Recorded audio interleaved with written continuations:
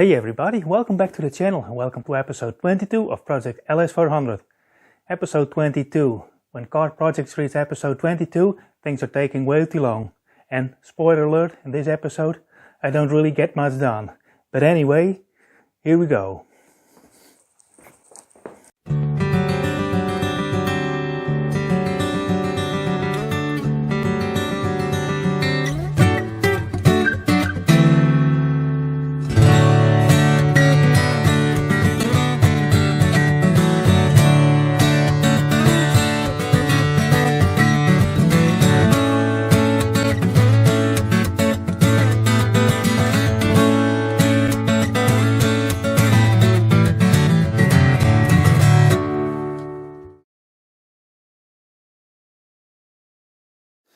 So after the recent videos about the rust repairs where I spoke about the water ingress, a commenter had a very insightful comment saying that I should check this lip where the trunk lid seal sits. There seems to be a known issue on LS400s, especially the early ones, the first generations, that water can accumulate on this sharp ridge over here underneath the rubber seal. And that can cause rust, and during driving and when it's raining, water can make its way into the trunk area. So what I did, I just took everything off, as you can see, and of course I took the rubber seal off and inspected it. Now luckily, and lucky for me, there isn't rust, there isn't any rust damage. This is intact, it's good as it is. And what I'm doing right now, I took a bucket full of water, some car wash soap, and a plain old painter's brush, and I cleaned everything the best that I could.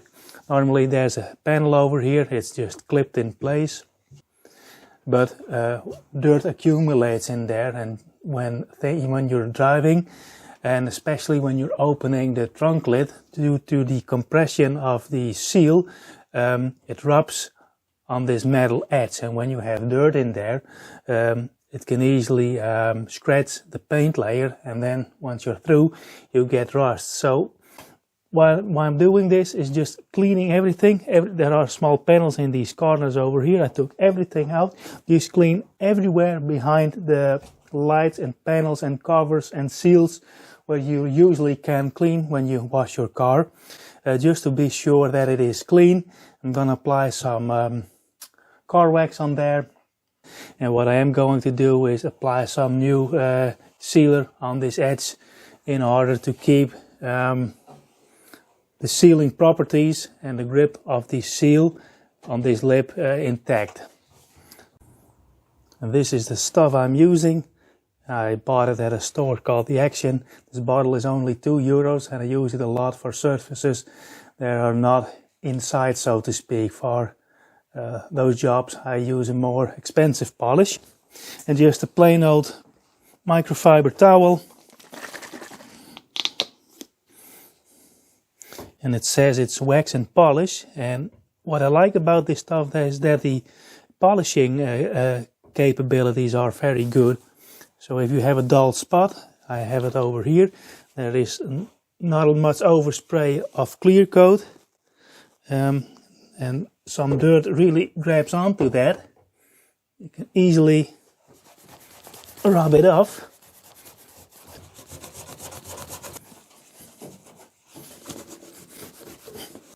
Now to some of you this may seem very dumb work, because, well, you'll never see it again once the taillights are in. It's just for my own peace of mind, and the benefit of doing this is that I can have a peek on a lot of corners. When I just showed you the paint line where the tape had been, I noticed some blisters in the paint, and there were some rust bubbles I didn't see earlier, even though I've been working for 3 full weeks in that area. I just didn't notice them. And doing this just opens your eyes to those details. I think washing your car in general does. Cleaning your car. You know, there's a lot of small things that need attention. And if you neglect to address them, well, they can end up in rust or larger problems. It be cosmetical or mechanical. So, done. First up is the installation of the handbrake shoes and the brake on the rear. And I wanted to see if I can take this backing plate off. But I already broke some bolts. And two of those bolts were for this bracket that holds the e-brake or parking brake cable. Now I need to take this cable off, but it's quite a process, and let me show you what I need to do. Now I'm underneath the car, and what you see here in the screen is the drive shaft, and that's the handbrake cable towards the left hand side I need to take off. I'm lying on my back on the floor, but you can see this heat cover just above the white pipe is in the way. I need to take that off in order to be able to unscrew this bracket here, this tensioning bracket. So I'm going to remove the heat shield, and then I can hopefully loosen that up. I think I have to soak it in WD-40 first. Okay, I have the bracket off, and now it's just a matter of holding this thread and rotating this bed, and then I should be able to remove the handbrake cable towards the rear left hand side brake. It was 20 minutes work, but that's the left hand side parking brake cable, that's the heat shield, and all those bolts were rusted. You can see they're welded on there, and the threads broke off. I'm gonna put some new ones in there, but first this needs to be cleaned, and I'm gonna drill these out. So I have the handbrake cable back in. I have some fresh new holes in this little bracket on here. Now I have a new problem, and well, it was quite unexpected. I wanted to see if I could take this back plate off from the rear disc brake, and I loosened all the bolts, and then I discovered I need to take this hub off. So I loosened this nut, and while I rotated it, I can ever so slightly feel it click, so I'm not sure if the wheel bearing inside is okay. I want to check this, and I thought I was being smart by removing this nut and tapping on here, but there's no way I can get this off, and I may or may not have even damaged the bearing inside more. Now I looked in the workshop manual. Well, let me show you too, one moment. Over here in the workshop manual are the instructions on how to remove the rear the wheel bearing. Sorry, I was lost for words. This is with a micrometer, how you check the play in there. Now, and here are the instructions, but you literally have to remove everything. Well, the strut is already removed, but then you get over here, you have to remove the upper control arm, and then you have to take the entire assembly out, which is shown here in the vise. There's a ball joint. Only then you can access this bolt for the upper ball joint on the control arm. And then you can tap the whole shebang out and insert a new bearing with special tools and all. You can see where here's the bearing pulled out. But there is just no way of removing the bearing with the hub still in place. Now let me go back to this step over here. Sorry, I have to click one page back. This step here. These are the nuts for there are two, both sides, for the upper control arm. Now let's head back to the car. So here's a peek at the upper control arm, and right behind there, let me put my finger, there is the nut on the outside, and over there you can just see it is the other nut. And there are bolts on the inside. There it is, a bit hidden behind that ripped cable. Over there, sorry guys, it's really hard to film, but I cannot get a socket on there. Yes, I can, but I have no way of turning my ratchet.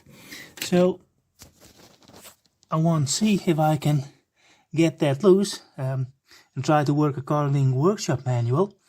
But this isn't going to be a very unfun project. I really wish I stayed off, but maybe I didn't test the bearing, but I'm not sure if it's necessary, but I have this gut feeling that tells me that I need to replace this bearing, so bear with me, folks. No pun intended. So it's the following day and I had a good night of sleep, and I have been thinking about a potential wheel bearing issue I have here. I showed you in the workshop manual that the entire wheel arms and the whole assembly has to come off in order to replace the wheel bearing. But that's to replace the wheel bearing, and I'm not sure it's absolutely necessary to take the entire shebang off. I only want to determine if the wheel bearing inside here is good or not, and if necessary I can take it off, but even then I would try to replace the bearing with all of this attached to the car. So the only thing I need to do actually is to loosen the drive shaft, the drive axle from the differential housing, and loosen this nut, and then I can pull the axle out, and then I can easily determine by listening and feeling if this bearing is okay. If it's okay, well, everything goes back on. It's not, then I'll do an attempt to replace the bearing. And I looked it up. Bearings are fairly expensive. They are 90 euros per side. So let's start off with that and just remove the axle and then give it a test. So the center nut is off. That's a 32 millimeter socket. And then I use this piece of wood to hold the hub while I loosened those nuts on the shaft there. I cracked them all loose. Now I'm going to try to remove the drive shaft, the drive axle.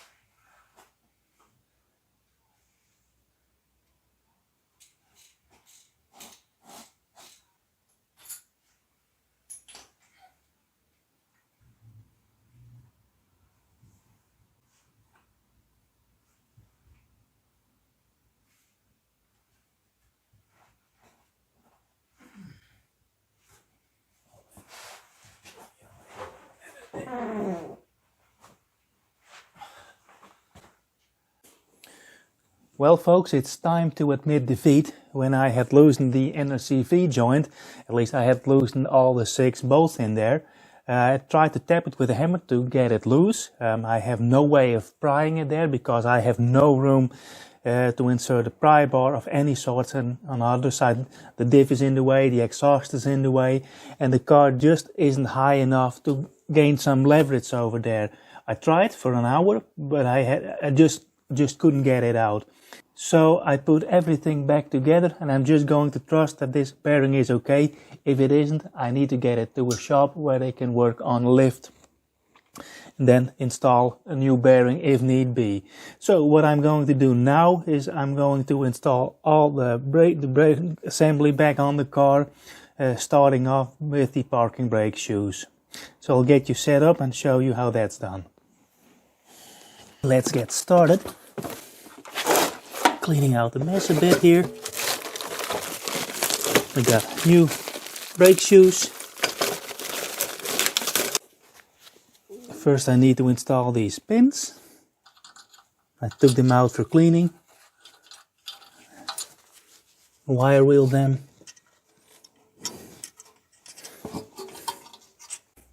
Okay. There's a set for the left hand side and for the right hand side.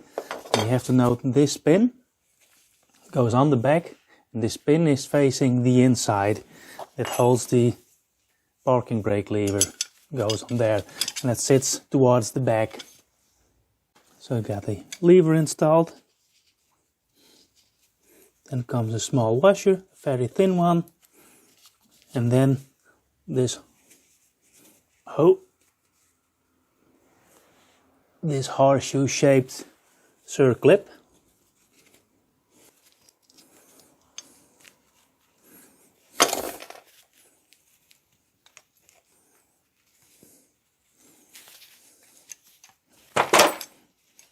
So here is everything back on. I clamped the clip a bit odd together, but that's how it's supposed to go on. On the upper pivot, I'm going to apply a small amount of copper grease. Don't have a small brush at hand, so I'm using a cotter pin. Hey, if it works, it works. Okay, with the rear brake shoe assembled, now we have to reattach the parking brake cable.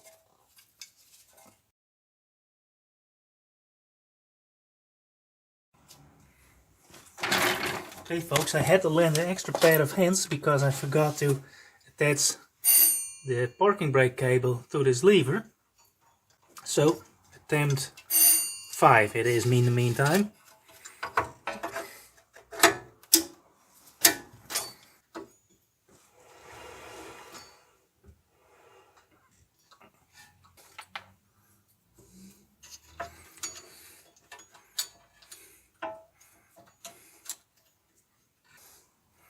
The pink spring goes in the back, the blue one goes in the front.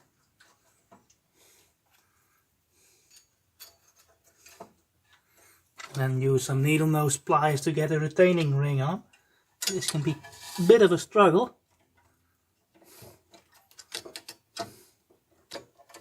And there it is.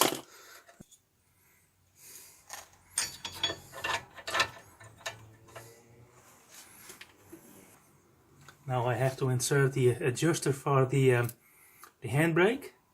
And there's one threaded part. And the threaded part goes to the back brake shoe. I can't install it yet because the front shoe has to come on first.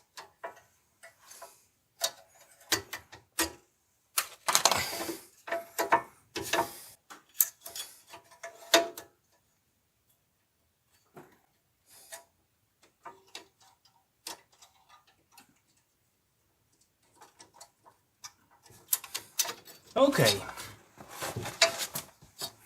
Now I have to adjust the brake shoes. The adjuster is so below here, underneath here.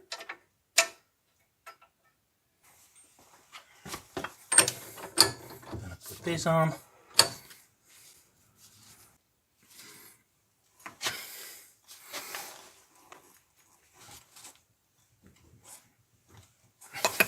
I reckon that'll be sufficient. Retainer goes on.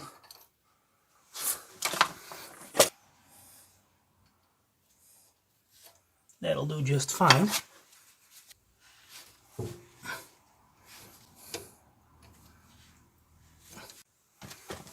So first up is apply a small little coat of light coat, of copper grease. So there's that. Here's the new rotor.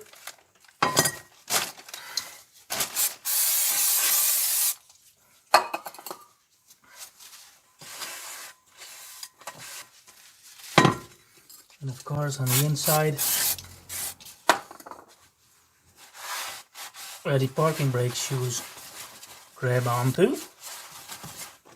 Dokey. Well.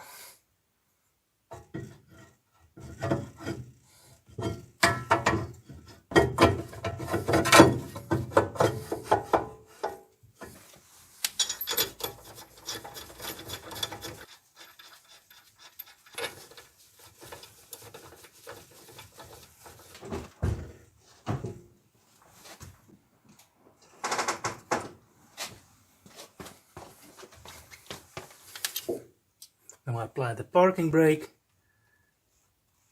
and it's tight.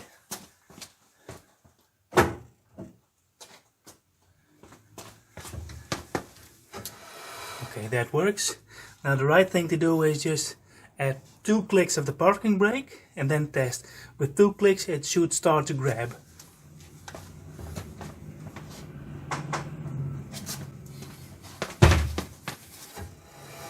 And they do. That's fine with me. And that mistaken, this should be the bolts for the rear brake caliper. It's been quite a while since I took them off.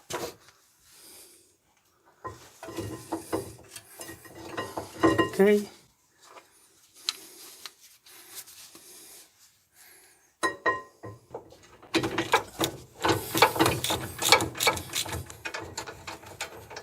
tighten them by hand first.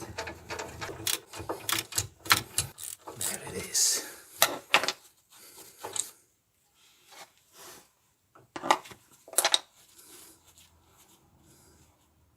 Okay. Okay folks, if this looks like a sudden change of scenery, it is. Because we're a week ahead, I couldn't find the brake pads. And when I found them, I had to get back to work. So we started by applying some copper grease on those ears here. Sliding pads, if you wish. Just a tiny amount. I'm gonna apply some copper grease where the caliper presses onto the back of the brake pad. Just a tiny amount. So there's that. This one's ready to go in.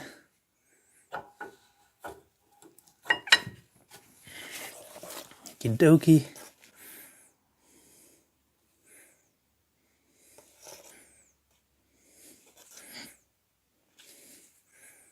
This one has the brake wear sensor still attached to it. It's just glued in by some heat resistant glue.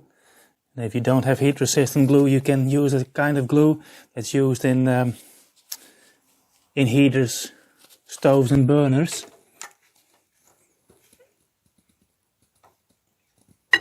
And that one's in too. I'm going to apply some, oops, not on the boot itself. I'm going to apply some copper grease on the piston in here.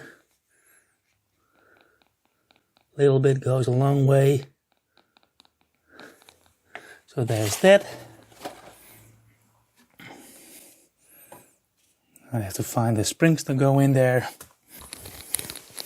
You need to insert these springs. These are return springs. Go in those tiny holes.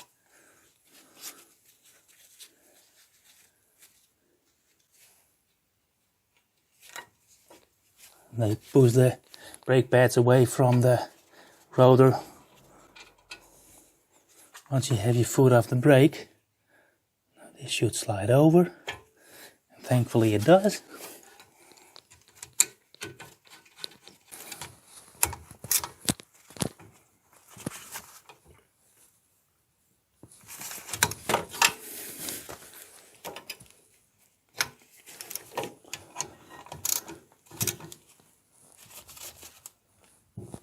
And that one's in.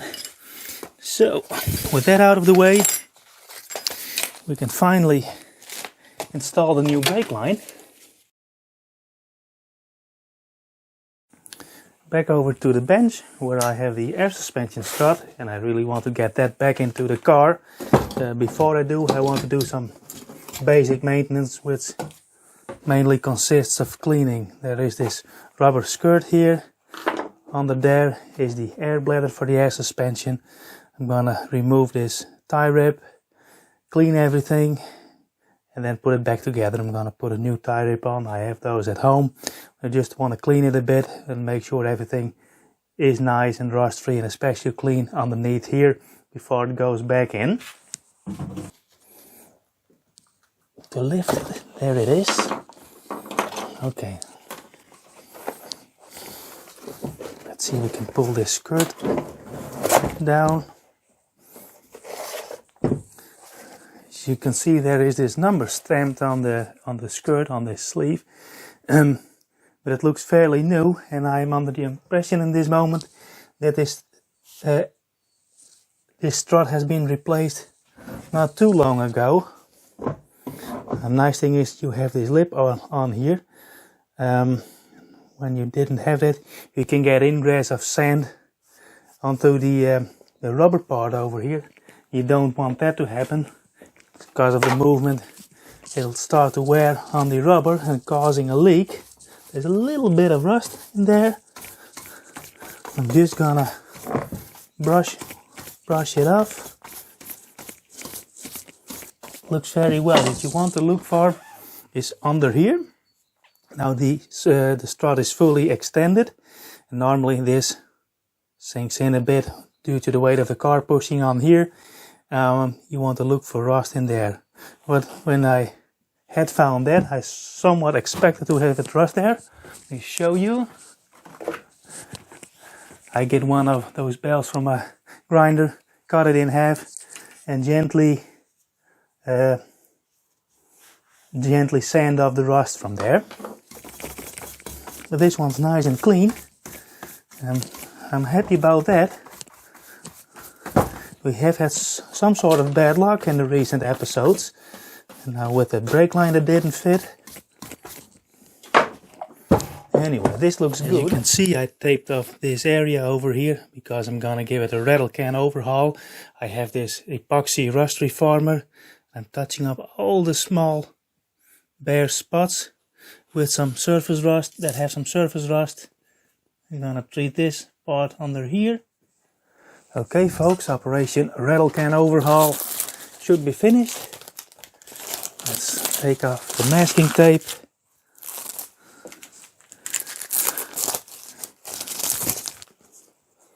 Make sure to take out all the tape. Okie dokie. She's looking nice, what do you think? Sorry for the mess on my bench, but while the paint was drying I started a new project. I'll show you in a minute.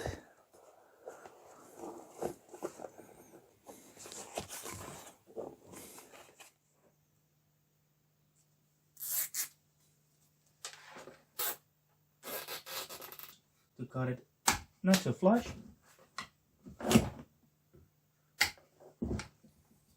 Voila! As you can see, the work area on the car is becoming quite a mess. And while the paint was drying, I thought I could inject some hollow section wax again in this section there. Let me open the door. So I removed the door latch and put a tube in there, and while I was busy doing that, I realized that the interior of the door trim was kind of crooked. I took it off once, and what I did, as you can see, I took the interior panel off, and while I was doing that, I noticed that the window guides, the runners inside the door, were a bit dry, so I think, well, maybe take the window out and lubricate it, and while I was doing that, I heard a crispy noise, a noise I didn't want to hear. And that's when I realized this trim piece over here on the rear door heard a crispy noise and it sounded like rust. And then I took everything off and I found small rust spots. This one is a bit on the larger side there. So I treated that with rust reformer, cleaned everything up. But I had to take this trim piece, I'll use the front door as an example, this trim piece, this molding around the window, and it's a single piece. I took it off. And it's fitted in place with plastic clips, and nearly all of those clips broke off. So that's an entire project on itself, and I think I could spend an entire episode on removing and installing the door trim. I'm not going to do that. Maybe I'll do that in the next episode when I do the door on the right-hand side of the car. But anyway, that's what I did. That's the kind of thing I start doing when I'm waiting for paint to dry. I get in even more trouble. Just look at that. The air suspension strut is back in. Only thing I changed is, so you can see, there is the nut on the back. The bolt used to be on the back, but I turned it around. If I need to get it out again, this sway bar and sway bar link aren't in the way. Got the airline hooked up. As you can see, it went in easily. I didn't put new O-rings in. I felt, and they were very soft. It's a nice quality of material, so I put them back in. And the only thing I need to do is to reinstall the adjuster motor, which is over there on top of a strut, but I'm going to do that later. But first I want to clean up. As you can see, it's become very dirty in here, and also there is all these little bits and bobs from the rear door. One thing I also did while I was waiting for the paint to dry, I saw some rust spots over here and I treated them with rust reformer. In this area I saw some light bubbling under the paint. Also treated that with rust reformer. As you can see, this white over here is filler. There was a previous damage repair done. And if you look there in the paint, there's also filler cracks. So at one point in time, sooner or later, we need to repaint the whole car. But it's not in the scope of this project this time. That's for later on. What I am going to do, gonna apply some primer on here. I'm gonna do that with a paintbrush and touch it up later with paint. And also I'm going to do the same on this line on the lower part of the window in the rear door. Well folks, I had some problems recording this episode. It took a mighty long time. I had to do a lot of work the last couple of weeks, so that's why it took so long for this episode to go online. But anyway, I have too much loose ends at this moment. I wanted to finish up some things, but especially with the brake and the installation of the strut, but now I have the wrong brake line, so I have to wait for that. But now I have so much loose ends and I have to order parts and all. I really wanted to finish this episode with finishing at least one thing, and that's going to be, I'm going to reinstall the seal for the trunk lid and the tail lights. So that's the last thing I'm going to do in this episode, and then wrap it up. So let me get the seal. I have it over here for a couple of weeks now.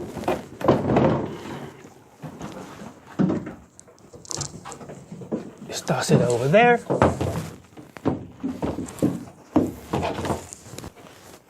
And it appears it does. Alright, well, that's one part out of the way. Now we need to install this panel over here, which is clipped in place. There are 1, 2, 3, 4, 5, 6 clips.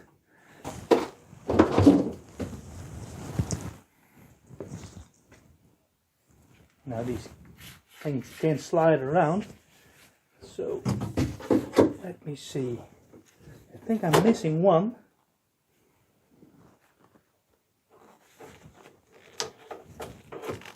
So you can easily clip them in place. Try to space them to the best of my abilities, so don't have to slide them around too much. When I install this, it goes out to the back a little bit more.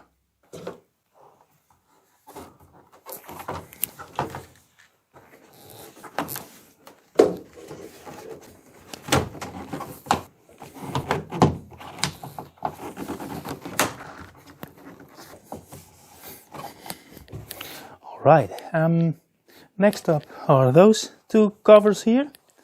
Now I have to get another box. These small covers in the corners are marked left hand and right hand. By factory, by the way, not by me. So, how do they go? There are clips in there, but all of those clips broke off. As you can see, there is one stud that's inserted here with a knot on the inside, 6mm knot.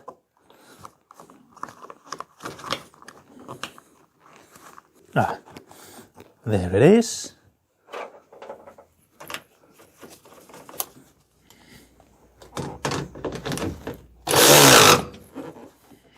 Now it's finally time for the taillight to go back in. There's this cable behind here that makes a loop, so you have to fold it in place and be careful not to pinch it shut somewhere in between.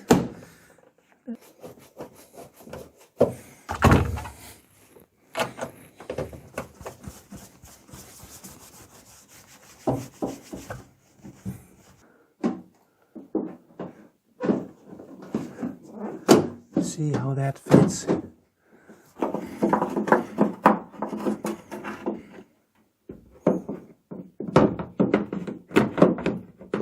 Someone's got his taillights back on. Yeah. And now I realize I have to put this in probably first. Or not. Can I bend it just a tiny bit? Apparently I can.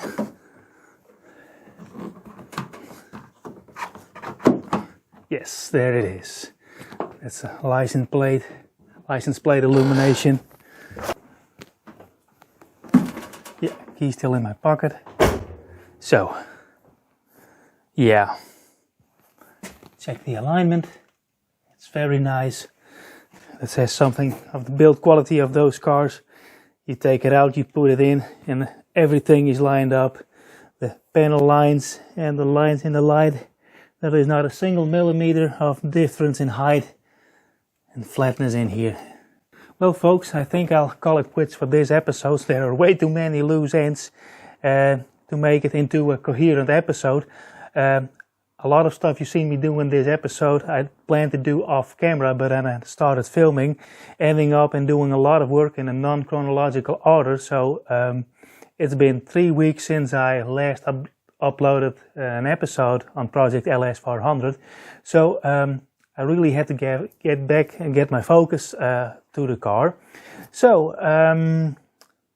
what I am going to do in the next episode, I hope to finish up the window and show you how everything is installed in the door. It's handy if you have to take the window out when your electric window doesn't work. You gain some knowledge there. I didn't film taking all of that out, but I hope when you see me put it back together you have a basic understanding of how you take things apart in there, because I literally have everything off the door now. So we'll see by then. I'm very busy with my day job lately and I don't have a lot of spare time in the evenings to go to work on the car, but to try to get as much done as I possibly can, hopefully to get the car running this summer. But the summer is closing in on me, so there's no hard promise there. Anyway, with that I would like to thank you for watching. I hope you liked following me along. If you did, give me a like. Maybe subscribe to the channel, leave a comment if you have any questions, and if you want to help support me or help support the channel, you can buy me a coffee. I'll leave the link down below in the description. Well, that's it for episode 22. Thanks for watching. Bye bye.